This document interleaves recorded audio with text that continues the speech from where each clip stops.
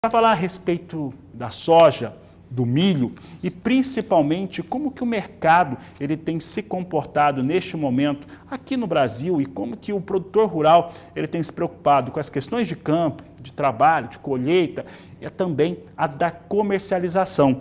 Nós vamos trazer agora com você, eu convido o César Castro Alves, ele que é analista do Banco Itaú BBA, para participar conosco e falar um pouco a respeito deste cenário que nós temos neste momento. César, obrigado pela participação mais uma vez aqui no Agricultura BR, aqui no canal do Boi. E nós temos uma situação, um cenário no qual há risco sobre a soja brasileira, em especial no Rio Grande do Sul, uma perda de produtividade por conta de um clima quente e seco, mas o país vizinho, a Argentina, já tem uma quebra configurada, 41 milhões de toneladas, de acordo com a Bolsa de Cereais de Buenos Aires. Então, César, como que nós temos visto essa comercialização andar aqui no Brasil? Uma vez que tanto para milho quanto para soja, nós temos uma comercialização mais lenta. Boa tarde, seja bem-vindo. Boa tarde, tudo bem, Fabiano? Prazer aqui estar com vocês. Bom, vamos lá. Acho que a gente tem novidades, recentes, nesse começo de ano. A primeira delas é uma piora da condição no Rio Grande do Sul. A gente já vinha observando um clima bem hostil, para o desenvolvimento da soja e do milho lá, seguindo mais ou menos o que está acontecendo na Argentina, que não é bom, tá bem ruim lá.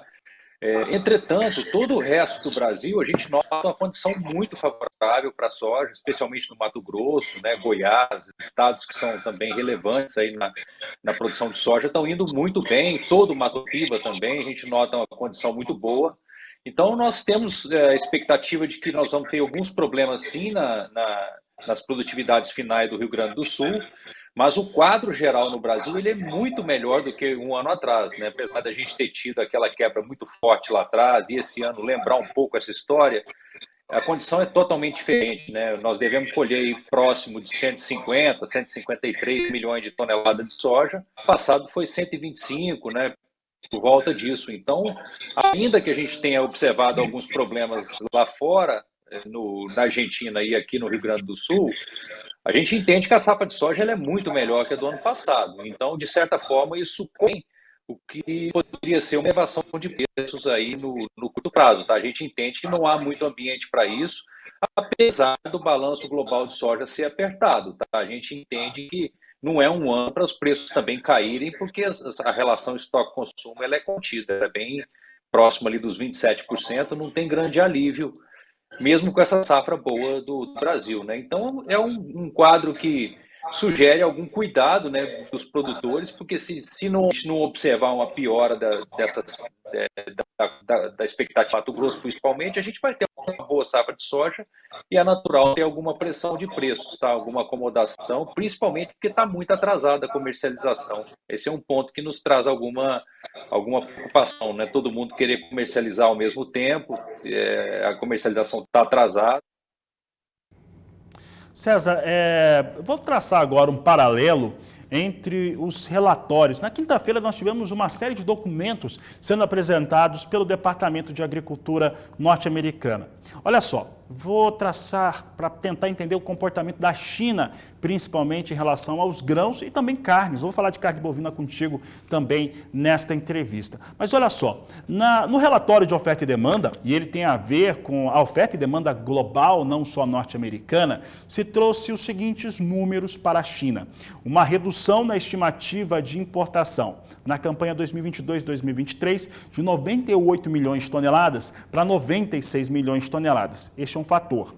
Por outro lado, quando nós pegamos o relatório que trazia os cenários vocacionados para o consumo de carnes, em especial carne bovina, havia uma expectativa de uma elevação na importação chinesa de carnes. No caso, chegando a 10 milhões e 800 mil toneladas, uma alta de 2,8% frente ao ano anterior. Em relação à justificativa, isso se dá principalmente a uma reabertura mais rápida da China para estrangeiros, entre outros fatores, que eleva o consumo e eleva muito o consumo, um consumo que pode ser só de carne bovina a mais, na casa de 300, 400 mil toneladas. Como é que você avalia essas informações, como é que elas pesam sobre os negócios e também a comercialização em relação à soja, a milho, entre outros fatores? Olha, faz sentido, tá? Nós entendemos que ser um ano de boas exportações para a China, talvez não seja fácil bater o recorde do ano passado, né? Que foi um absurdo, foi um ano excepcional, né? Para quantidade, para receita de exportação.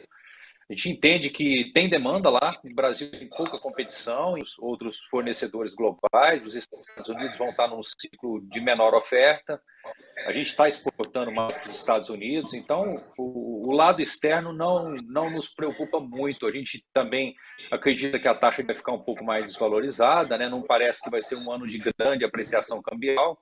O nosso time de macroeconomia aqui projeta 5,50 o dólar no final do ano. Isso traz algum conforto para as nossas exportações. Agora, eu entendo, Fabiano, que a grande preocupação para a pecuária esse ano é o ciclo de oferta. A gente vai claramente assistir mais descarte de fêmeas, né? O bezerro está bem mais alto, isso cria uma natural força de abate maior de fêmeas e isso aumenta o abate total no Brasil.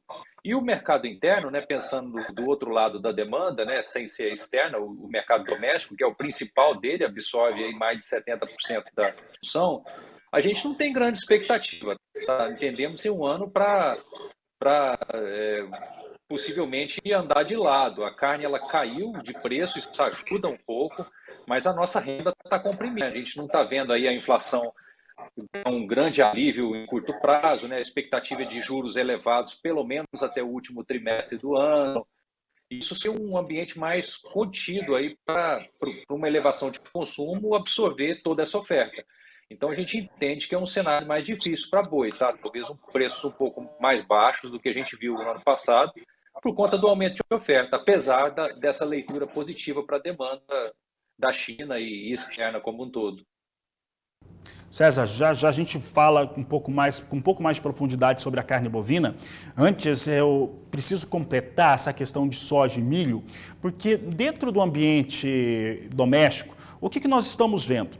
Desde 2021, a comercialização de milho e soja é mais lenta aqui no Brasil, inclusive com reduções ano a ano até mais expressivas em relação ao volume que estava sendo disponibilizado, né, pelo produtor para comercialização. É uma estratégia para tentar conseguir valores mais altos, principalmente aproveitar alguns picos de preço.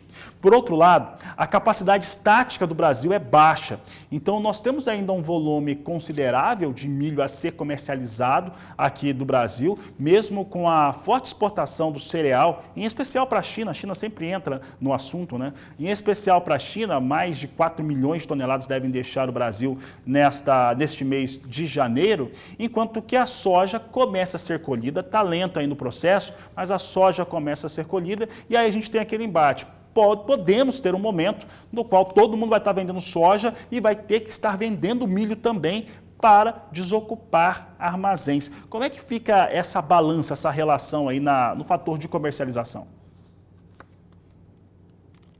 Vamos arriscar dessa estratégia, ela pode colocar as margens sob pressão, Fabiano, porque justamente, sendo certo na colheita da soja, o desafio é o que você falou, é colher na chuva no Mato Grosso. A gente está vendo muito, mas também não é incomum, né? O pessoal lá tem bastante capacidade de máquina para fazer uma colheita rápida. Se tiver a coisa caminhando bem, o milho safrinha plantado na janela ideal, nós acreditamos que isso vai acontecer. Né? Lembrando também que a Laninha está enfraquecida, vai estar no cenário de neutralidade climática aí no desenvolvimento da safrinha. É para ser uma safra muito boa de milho também. E está muito atrasado, né? Como você falou, a comercialização tanto de soja quanto de milho. Então, o milho vai ter que dar no lugar nos armazéns para a soja que está chegando. Isso vai colocar pressão, né, na comercialização. E, obviamente, a gente sabe o que acontece quando todo mundo tenta vender ao mesmo tempo. Então, nós não achamos que o milho, o balanço também é muito apertado no mundo, mas não tem um elemento, né, uma quebra monumental na nossa frente que justifique uma retenção, né, da safra. O produtor que nos últimos anos segurou, ele acabou capturando, né, uma escalada dos preços, mas a gente entende que esse ano é muito diferente, porque a nossa oferta está regularizando, o clima não tá pior do que estava no ano passado, e a demanda doméstica ela está relativamente estável, né? Não há nenhum setor que tá puxando muita demanda, né? A gente nota pequenos crescimentos aí no frango, né? No suíno, né? No boi, né? Bastante contido agora com os resultados de aumento mais difíceis. Então, não, achamos um pouco arriscado essa estratégia de segurar muito, e principalmente porque o custo de produção, né, ele foi feito muito alto. E se os preços caírem mais do que a gente imagina, você vai ter uma compressão de margens. E essas margens, de um modo geral, elas já vão ser menores nesse ano do que foram no ano anterior, né, nos anos anteriores, que foram excepcionais. Pode ficar pior se a gente vê um excesso de venda simultânea aí, tá? Acho que é bem importante o produtor tomar cuidado com isso, tentar acertar o preço aí, né? Tentar fazer médias, o preço ainda é bom, né? Em relação aos custos, então e o custo não há o que fazer, né? Ele subiu lá atrás, a gente viu um alívio agora da parte dos fertilizantes, mas de um modo geral a estrutura de custo para essa safra ela foi muito mais alta, então isso já traz margens um pouco menores. César, agora sim falamos mais especificamente de carne bovina e nós estamos com um cenário que é o seguinte, né? Nós tivemos ali a retenção de fêmeas nos últimos 4, 5 anos. Essas fêmeas começaram a compor o abate aqui no Brasil desde o ano passado e os volumes já aumentaram bastante, né? E já tem uma expectativa, já se tinha e agora vai se confirmando a expectativa de que 2023 tenha um volume ainda maior de fêmeas para abate. Por outro lado, nós tivemos, eu comentava agora há pouco, em relação à expectativa da China comprar mais carne bovina no ano de 2023. Isso pode ser um alívio, talvez, aqui para a cadeia produtiva da carne, de uma maneira geral, não só para pecuarista, mas também para a indústria, né? Porque teve redução nos valores pagos pela tonelada. A questão que eu coloco é o seguinte: as fêmeas, né, as vacas que vão de descarte, por exemplo, que acabam entrando para abate, elas não são produto que os chineses compram. E o custo de produção aqui no Brasil é muito caro. Aqui na emissora, por exemplo, nós costumamos falar que 2023 é o ano do boi de capim. Como é que você vê esse cenário em relação ao que podemos ter em 2023 para aliviar essa pressão negativa sobre os preços da arroba? Olha, vamos lá, a pergunta é muito boa, mas ela requer alguns cuidados aqui. A China, ela é uma compradora de um boi que majoritariamente terminado em confinamento, né? Ele precisa ser um animal jovem. E hoje a gente não tem estímulo para os confinamentos para criar esse animal, né? Para colocar no coxo e produzir um animal dessa qualidade, né? E assim, claro que tem gente, claro, continua nos confinamentos, isso é normal, muita gente já nos últimos anos roda o ano inteiro, mas não há um estímulo de mercado hoje para esse negócio. E o que a gente vai observar do lado da oferta é uma maior proporção de fêmeas, eventualmente um pouco mais de forção no descarte de vacas por conta do preço do bezerro, e isso não é necessariamente todo o gado padrão China.